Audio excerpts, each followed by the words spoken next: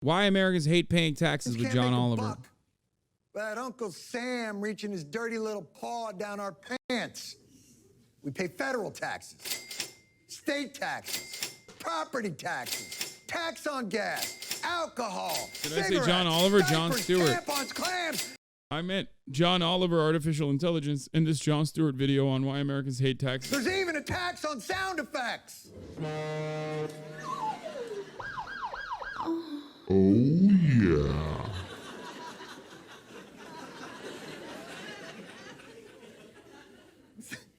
Yeah, you can have as many Johns, as many white Johns doing political satire, but God forbid you have more than one Hasan doing the same shit, you know? It sounded like an ocean liner just came. I don't know. We got to be the most taxed people in the world. What do we got there? Really? 8% is the average tax burden in the United States of America? That can't be right. The point is this, it's low. Lower than you'd think. So, I mean, if we're mad, those 38% paying meatball-eating scandies must be absolutely outraged. I love to pay my taxes. Det är lite hög, men det är bra också. I pay because I think the system works. Yeah, I like paying taxes.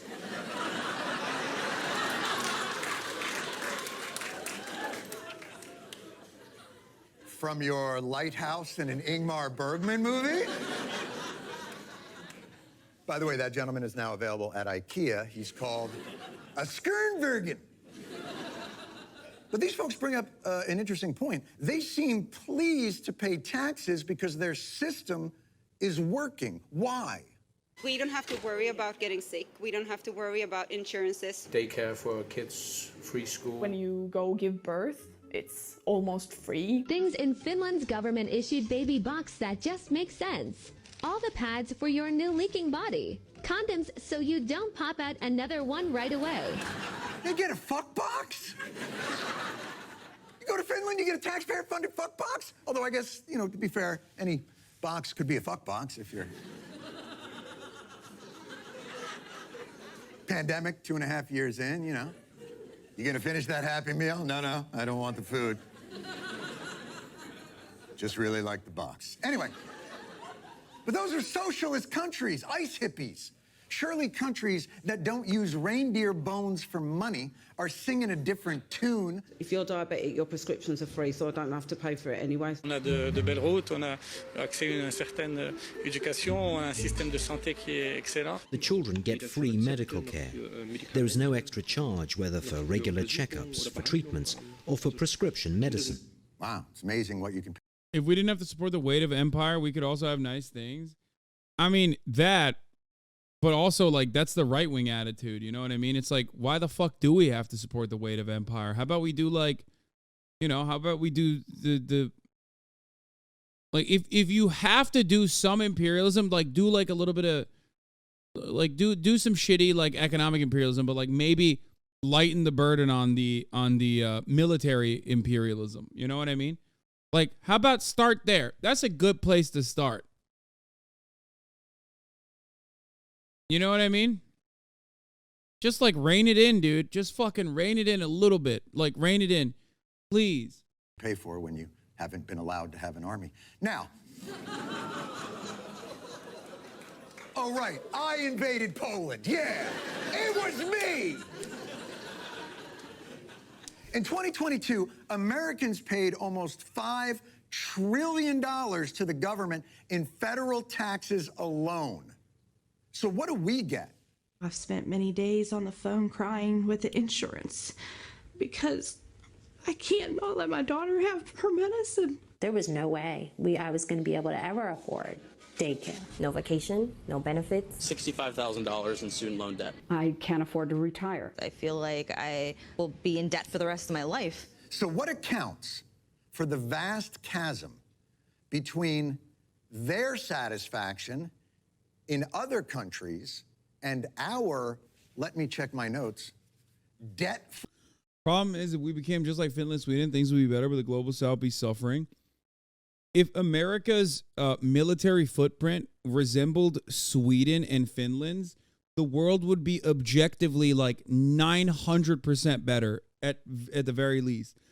This is not to say that like, you know, social democracies do not benefit from extracting natural resources and you know, human suffering caused in the global south. Of course they do.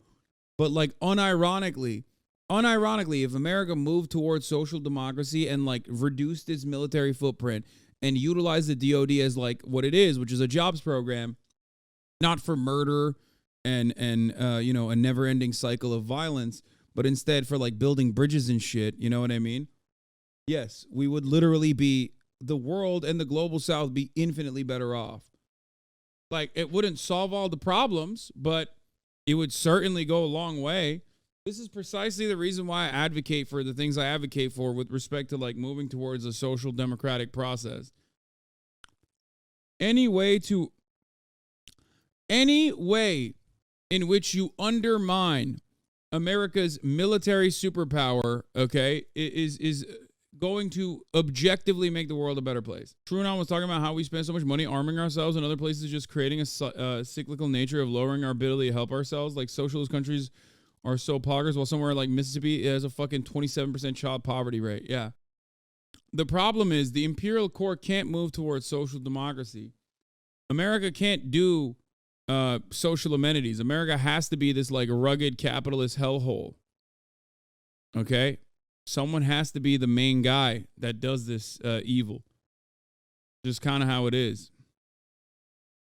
America has also basically eviscerated any chances of revolutionary potential in its ranks, not only by like destroying labor unions and any semblance of like leftist organizing, by sometimes directly murdering leaders, but usually by just, you know, slow erosion. But most importantly, manufacturing is no longer here.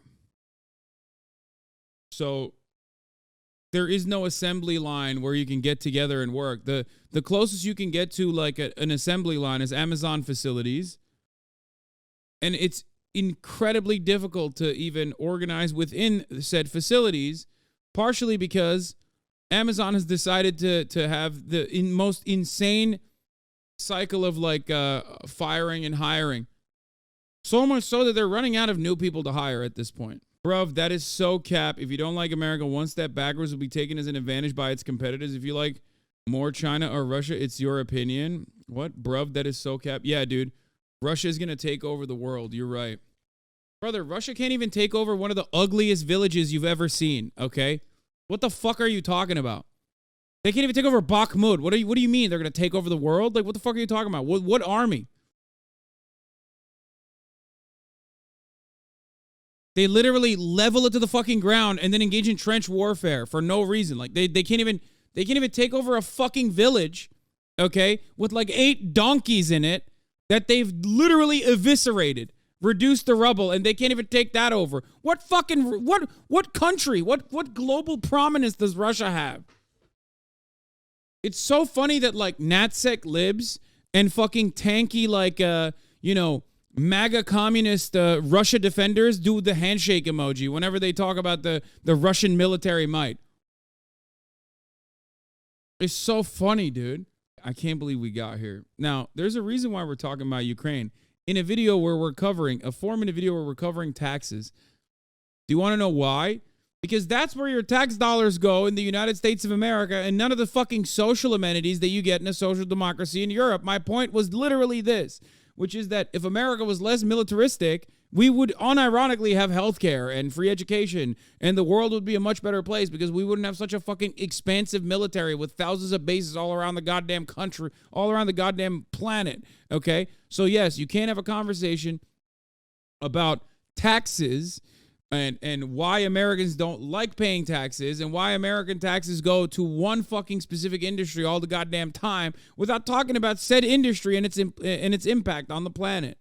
For the rest of our lives.